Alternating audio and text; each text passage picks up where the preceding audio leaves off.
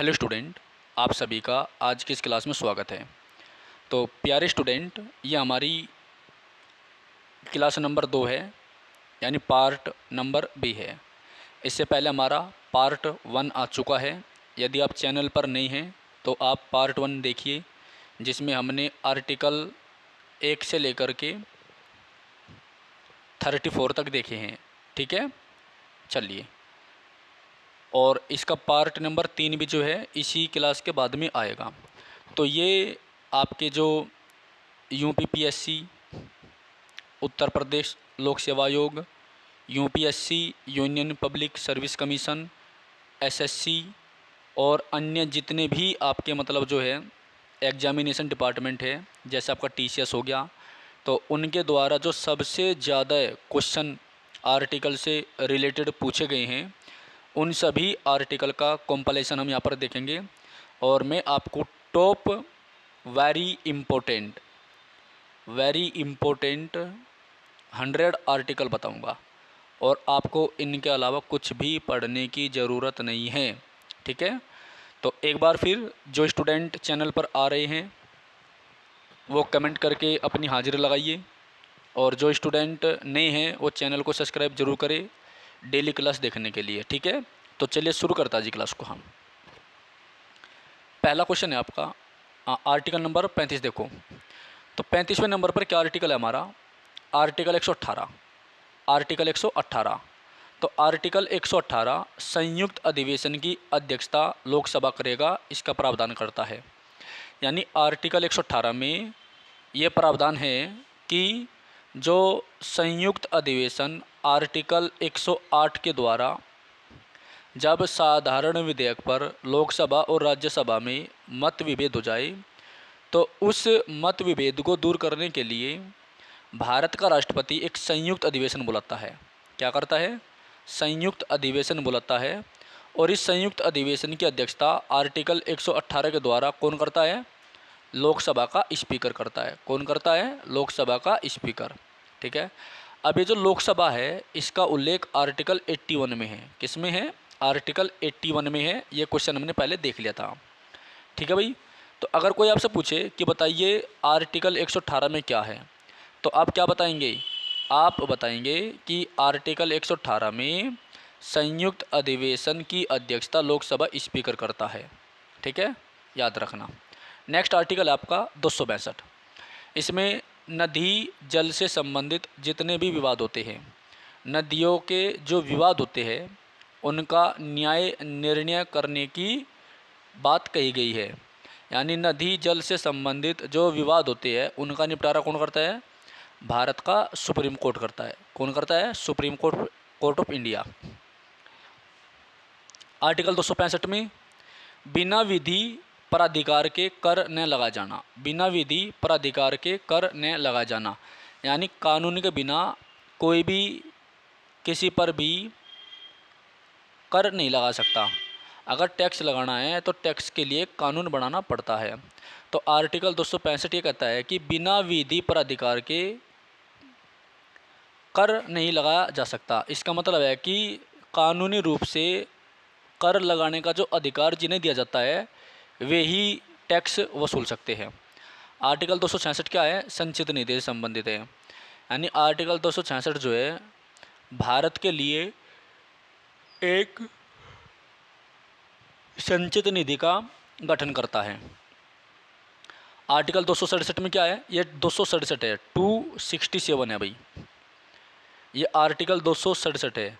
इसमें आकस्मिक निधि का प्रावधान है। किसका है? आकस्मिक निधि का। नेक्स्ट है आर्टिकल 137।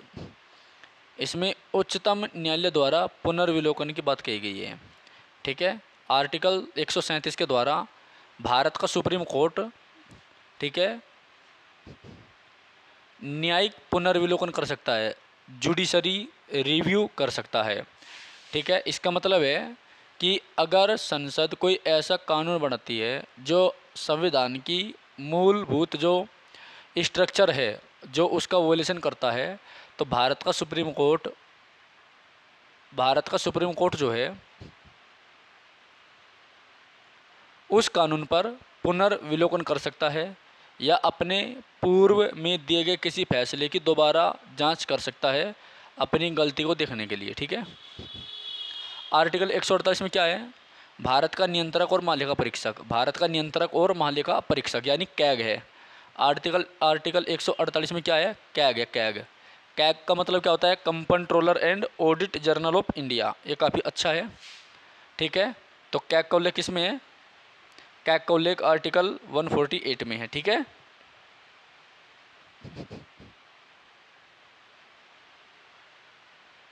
चलिए आगे देखो।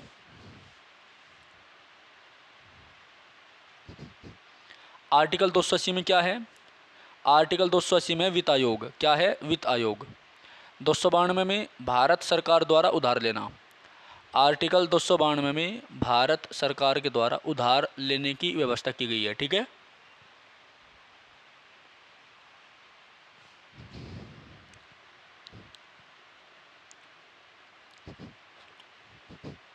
नेक्स्ट है आर्टिकल 243 क्लोज ए। इसमें ग्राम सभा का उल्लेख है।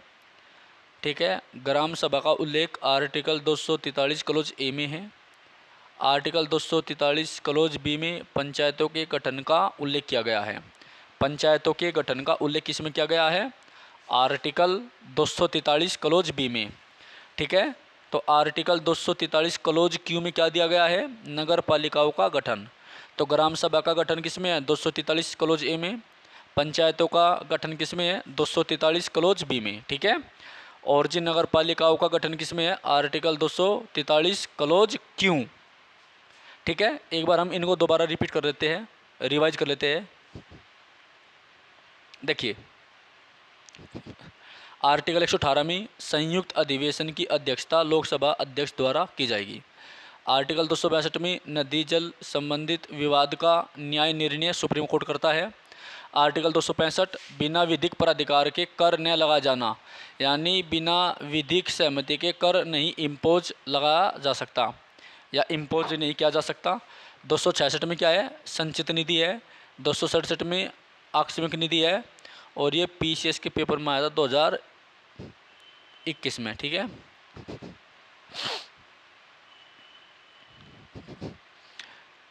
आर्टिकल 137 उच्चतम न्यायालय द्वारा पुनर्विलोकन। 148 भारत का नियंत्रक और मालिका परीक्षक। 148 में क्या है? भारत का नियंत्रक और मालिका परीक्षक। 280 में क्या है? वित्त आयोग। 280 में वित्त आयोग है।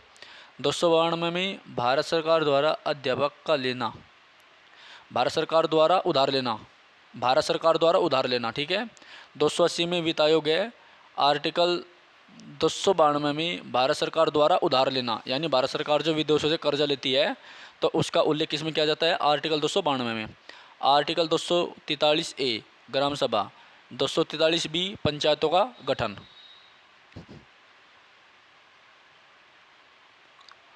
243 क्यों?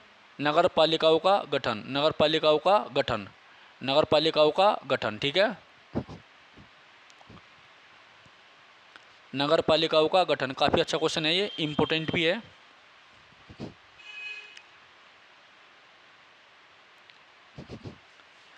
आर्टिकल 249, तो आर्टिकल 249 के द्वारा यदि राज्यसभा राष्ट्र हित के किसी भी विषय को जो राज्य सूची में है उसे घोषित कर दे तो आर्टिकल 249 के द्वारा पार्लियामेंट उस पर कानून बना सकती है।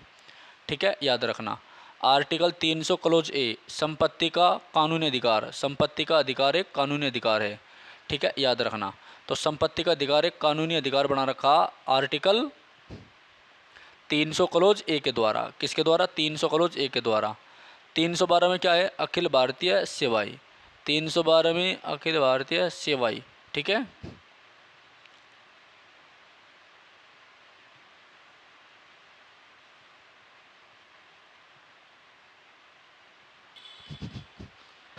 ओके, आइए तो हम कहाँ गए थे? हाँ जी, तो आर्टिकल 300 क्लोज ए देख रहे थे हम। इसमें क्या है? संपत्ति का जो अधिकार है उसे कानूनी अधिकार बना दिया था या एक विधिक अधिकार बना दिया था। आर्टिकल 312 में अखिल भारतीय सेवाओं का उल्लेख होगा। 315 में संघ एवं राज्यों के लिए एक लोक सेवा आयोग का उल्लेख किया गया है। ठीक है, तो इसमें यूपीएससी की स्थापना का उल्लेख भी 315 में है, और जो हमारे राज्य लोक सेवा आयोग होते हैं उनका स्थापना का उल्लेख भी इसी में ही है। 320 में लोक सेवा आयोग के कार्य, और 324 में निर्वाचन आयोग। ठीक है, 324 में क्या है? निर्वाचन आयोग। ओके, आगे देखो, लोकसभा और विधानसभा के लिए वयस्क मताधिकार आर्टिकल 326 के द्वारा लोकसभा में विधानसभा में वयस्क मताधिकार का उल्लेख किया गया है। आर्टिकल 300 में SC ST के स्थान का लोकसभा में आरक्षण किया गया है। आर्टिकल 330 के द्वारा SC ST के स्थान का लोकसभा में आरक्षण का उल्लेख किया गया। ठीक है,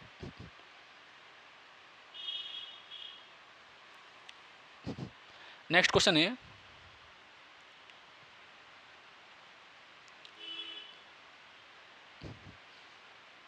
देखो आर्टिकल 331 लोकसभा में आंग्ल भारतीयों का आरक्षण या प्रतिनिधित्व।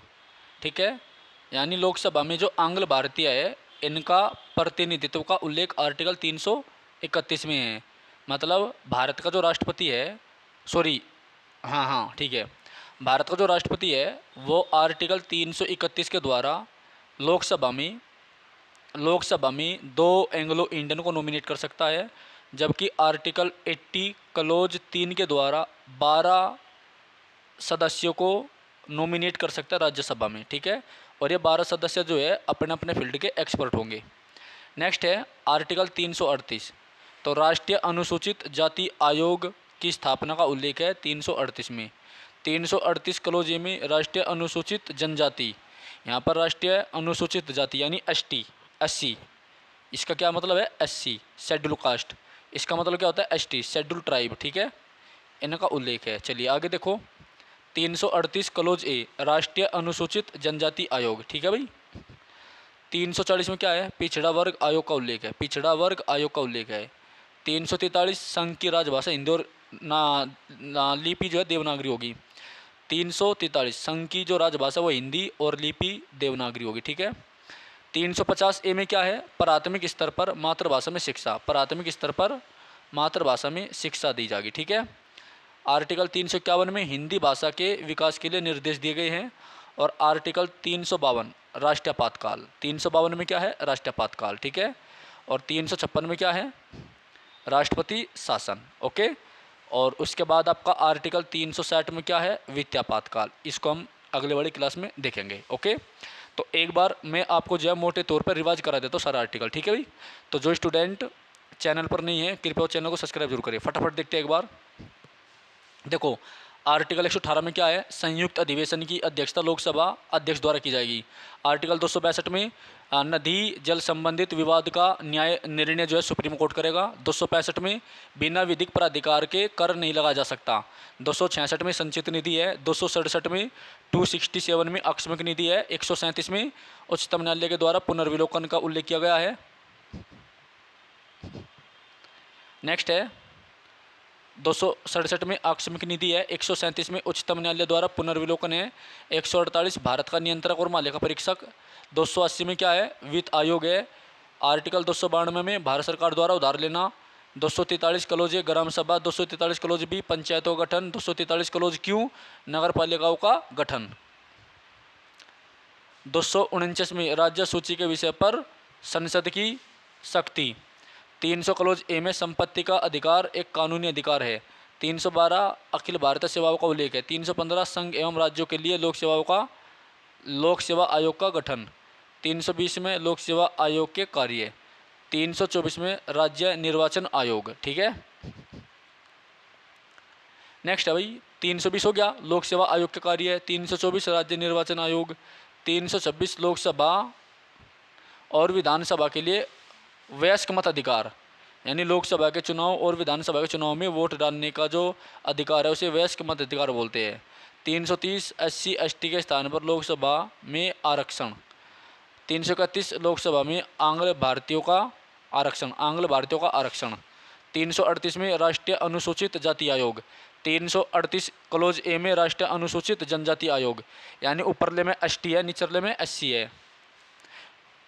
ठीक है भाई। ये क्या है आपकी अनुसूचित जाति, ये SC है, और ये क्या है आपकी ST शेड्यूल ट्राइब। 340 में पिछड़ा वर्ग आयोग है, 340 में पिछड़ा वर्ग आयोग है। 343 में संघीय राजभाषा हिंदी और लिपि देवनागरी होगी। 350 कलोजे प्राथमिक स्तर पर मातृभाषा में शिक्षा दी जाएगी। 351 हिंदी भाषा के विकास के लिए निर्देश। आर्टिकल 352 राष्ट्रपातकाल, 56 राष्ट्रपति शासन। तो ये आज ही क्लास थी, इससे पहले हमारा पार्ट 1 आ चुका है। ठीक है, जो विद्यार्थी नहीं है वो पार्ट 1 जरूर देखें, पार्ट 3 आपका कल आएगा। और आप सभी जो है डेली क्लास देखने के लिए रात के 9 बजे चैनल पर विजिट जरूर करें। ठीक है, और मैं आपको टॉप 100 आर्टिकल कराऊंगा। इसके अलावा भी बहुत सारी क्लासेज हमारी आती हैं, तो आप सभी जो कंटिन्यू देखना, और इसके लिए आपको चैनल को सब्सक्राइब जरूर करना पड़ेगा। तो चैनल को सब्सक्राइब जरूर कर दीजिए। ठीक है, धन्यवाद। जय हिंद, जय भारत।